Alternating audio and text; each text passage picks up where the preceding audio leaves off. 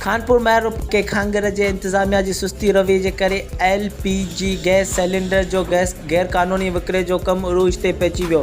दुकानदार एहतियाती तदाबीरनि खे नज़रअंदाज करण जे करे इंसानी ज़िंदगियूं दाव ते लॻी वियूं आहिनि। खानपुर महर शहर जे मुख़्तलिफ़ दुकाननि ते LPG गैस जी गैर कानूनी फिलिंग जो कारोबार ॾींहों ॾींहुं वधी रहियो आहे। ख़ास्ता हालत ऐं गैर मयारी सिलेंडरनि खे चेक करण बग़ैर मौत जा सौदागर गैस भरण में मसरूफ़ आहिनि। खानपुर महर शहर जे केतिरनि ई दुकाननि ते गैर कानूनी LPG गैस जी सिलेंडर मौजूद आहिनि। यादि रहे त सिंध जे केतिरनि ई शहरनि में गैस सिलेंडर जे धमाकनि में इंसानी जानियूं ज़ाया थी चुकियूं आहिनि, मगर हिन गैर कानूनी कारोबार खे रोकण लाइ इंतज़ामिया या पुलिस के बि सख़्त कार्रवाई न करे सघी आहे। शहरीनि असिस्टेंट कमिश्नर खानगर मुजाहिद अली माको तौरे ॿियनि अमलदारनि खां मुतालबो कयो आहे त गैर कानूनी LPG गैस विकिरो कंदड़ दुकानदारनि ख़िलाफ़ कानूनी कार्रवाई अमल में आणे हिन ख़तरनाक कारोबार खे बंदि कराए हज़ार इंसान जानियुनि खे बचाए वञे।